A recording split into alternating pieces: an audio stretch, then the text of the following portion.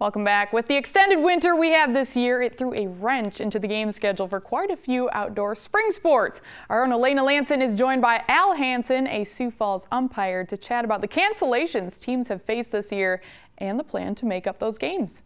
Well, thanks, Kelly. And I'm here with Al Hansen, who is an umpire here in Sioux Falls. And the weather has not been nice to you guys this season. A ton of cancellations. So what does that kind of look like for you and your job? It just makes it harder. We just have to try to reschedule. We will not get every game rescheduled. And we just try to, some games are a single game. They're now a double header. So we try to add stuff like that. We do have a triple header this Saturday, which isn't a favorite of umpires, but you just kind of do what you do. Okay, all right. Well, good to know. Well, thank you so much for stopping by, and we really appreciate it. Hopefully the weather stays a lot nicer for you guys to get in that baseball. And Kelly, we'll send it right back to you. Thanks, Elena. Staying on the topic of baseball, the #1 team in all of South Dakota, the Roosevelt Rough Riders, continue to look the part. After scoring 20 runs, yes, 20, against Mitchell last week, they did some more damage last night. So here's Jason to give you those highlights as well as brand new power rankings. Thanks, Kelly. The Riders battled the elements Tuesday night with one of their aces, Jack Blogg, throwing against Jake Smith of Washington. And it didn't take Roosevelt long to jump out to a big lead in this one. Right away, after surrendering a couple of walks and a hit by pitch, Washington's Jake Smith gives up a hard hit ball by Reese Raggets. That was one of 2 hits on the day for him. Nick Hoekstra and Trey Rogers come across to put Roosevelt up early. Washington was unable to turn this double play. That allows Carter Aids to come get the score across the plate. Another big start for Roosevelt. More from Nick Hoekstra right there. And they rolled in this one 11-1. Jack Blogg struck out 7 in 4 innings of work to get them the win. That brings us to the latest power rankings. Roosevelt stays at #1, 3-0 on the year. Pierre, they just got done splitting with Brookings yesterday. A dominant 19-1 pitching performance by Peyton Zabel gives them a huge win, and then they lost the second half of that one to Brookings, but still the #2 team in the state. Brandon Valley, 3-3. Now these are in-state games, 3-3 in-state. They keep splitting with teams, but they've shown the ability to beat teams like Harrisburg and Yankton and Washington. That makes them a solid #3. And then Harrisburg comes in 6-4. Same with them. They had a couple big losses early to Lincoln, but have looked really good. Split with Brandon and then got a sweep against Watertown on Wednesday. One of those in dominant fashion. And then Brookings just started their season off, got the split with Pierre, and that's good enough to get #5. Mitchell, Lincoln, O'Gorman, Washington, Yankton, they're right there, but haven't put enough together yet to get into the top 5. The newest team in the top 5 is Harrisburg. Despite that split with Brandon and their sweep against Watertown, Mark Abrahamson is ready to move and keep improving this season. We definitely have to attack the strike zone a little bit more, have better ABs. We're going to have to hit the ball. We're not going to be able to count on walks later on in the season. So that set us up for a victory in that second game, but it's what we need to do moving forward to make sure that we can make a state title run. There were some Class B games this week. Dell Rapids and Baltic played at Augustana on earlier this week, and right away, look at this.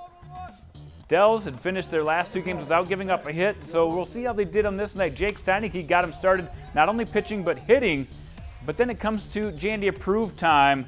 Keegan Miller with the Jandy approved catch. Let's take another look at that one.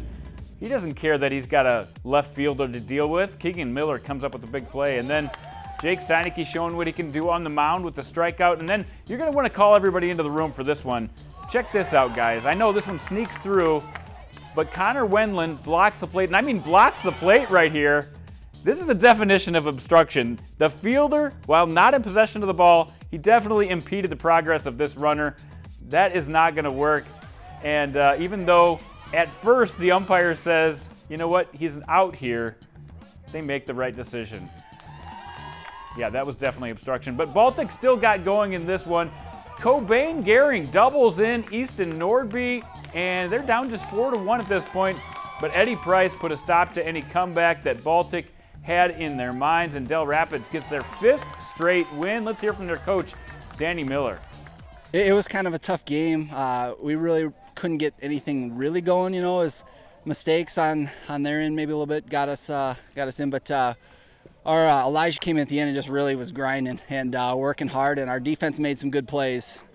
And these teams, playing teams like this, they make us better. And you know, that's what we want to do. We want to get better after every game. And these guys, I mean, they're a good challenge. They're a good team.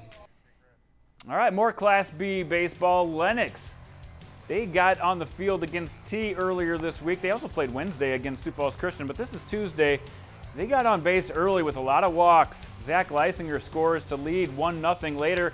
More control problems led to another run, but then J.D. Kirshner rips a double to the gap. It scores 2 more, and the Birds up 4-0 in the first. Lennox in control. Check out this now. Troy Lundgren, he will run the runner back to third on this missed bunt attempt, then makes an errant throw, but you know what? He totally redeems himself right here with the tag at the plate. Look at that, the nice stretch.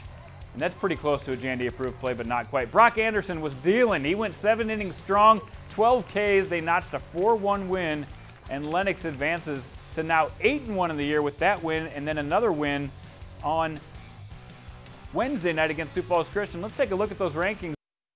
Dakota Valley, 5-0 on the season. Jevin Kratz helped them get a 10-5 win over Vermilion. They put up 17 runs, by the way, against Turner Hutchinson on Sunday as well. Dell Rapids still definitely in the mix here at number 2, 5-0. They've had great pitching so far this spring. Lennox at 8-1. They're getting the most games in of anybody here. Brock Anderson with that great performance on Monday. And then PGDC WLC still haven't played a game, but they're still in the top 5. They get St. Thomas More later this week. We're going to see if they're for real. And Winter Cologne still at 4-0. By the way, Lee Deadwood still unbeaten, but not good enough to make this top 5. You know what, Kelly? That's the best I can do. At least we got on the field. It's great to have some ball back in South Dakota. Back to you. You know what, Jandy? I thought it was great. So thank you so much. All right, well, next on Midco Sports tonight, the Augustana spring football game is slated for Saturday. Elena Lansing caught up with Coach OJ to get his thoughts as the Vikings wrap up spring ball. Stay with us.